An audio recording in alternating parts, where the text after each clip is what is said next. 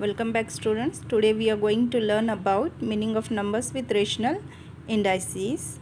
Here you can see a number as 2 multiplied by 2.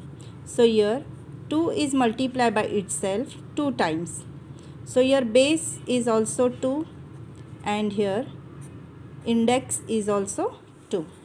So here index 2 is called as a square. So to represent square we write as a 2 and to represent cube we write 3. Okay, so now I can write 3 raised to 2 means here it is 3 square. Okay, if I am writing here as 4 raised to 3 means it is 4 cube or cube of 4 we can say it as. Suppose I am writing here as 16. So this 16 is nothing but 4 multiplied by 4 means it is nothing but 4 square. Okay, so here 16 is a square of 4. So I have to take the root of 16 now. Okay, so to represent the root we are using this symbol, radical symbol, or we can write it as rational form. So here 16 is equals to raised to 1 by 2. So this 1 by 2 is the root, means here root 16 can be represented by radical form or by writing the rational form. So here it's written as root of 16. Okay, now if I says 25 root, so this 25 root can also be written as 25 raised to 1 by 2.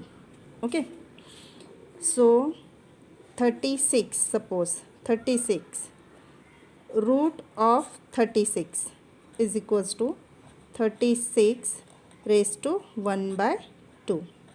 Okay, similarly we can go for cube and cube root. Suppose I am writing here as 2 multiplied by 2 multiplied by 2 means here 2 is multiplied by itself by 3 times. So here 2 is the base and 3 is the index. Okay, so this can be read as cube of 2. Okay, same way suppose I am writing here as 4 multiplied by 4 multiplied by 4 which is nothing but 4 raised to 3 means here 4 is multiplied by itself 3 times. So your base is 4 and index is 3. So here it can be read as 4 cube or it can be read as cube of 4.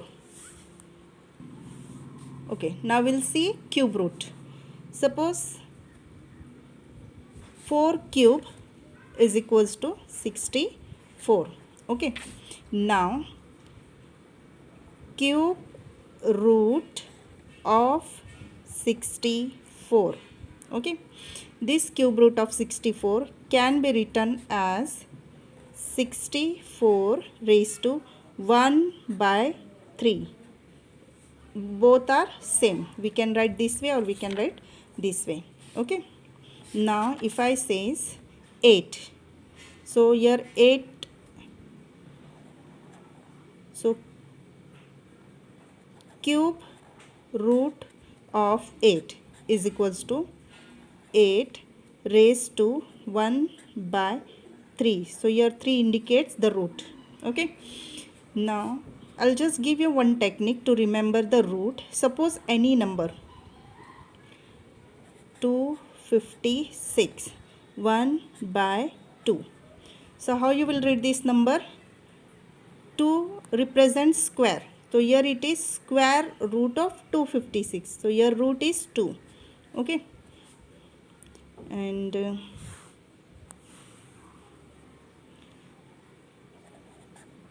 27 raised to 1 by 3. So how you will read this number? Cube root of 27. Okay. Now suppose I am taking any number, just 100 raised to 1 by 5. So how you will read this number? So here it is fifth root of 100. Suppose 200. 1 by 6. So here it is sixth root of 200. Okay, now we are going to see the solution of practice set 3.1. Express the following numbers in the index form. So here it's given as fifth root of 13. So you will write it as 13 will be the base number and fifth will be the root. So root is in the rational form is written as 1 by 5. So here it is fifth root of 13.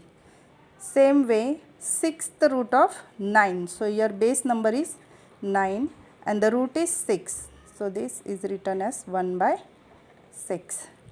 Square root of 256. So base number is 256 and square is represented by 2. So here it is 1 by 2 square root. Cube root of 17. The base number is 17 and cube is represented by 3. So root is 1 by 3. Okay. So similarly you can carry on for the further sums. In the second part, the numbers are given already in the index form. So you have to write in the form of nth root of a, means in the sentence form. So here this is your base number which is given in the bracket and here it's the index. So here 1 by 4 upon 4. So you can say here as fourth root of 81. Okay. So here 1 by 2 is the index, 49 is the base. So 2 represents the square. So here it is square root of 49. 15 is the base here and 1 by 5 is the index. So here you can write as fifth root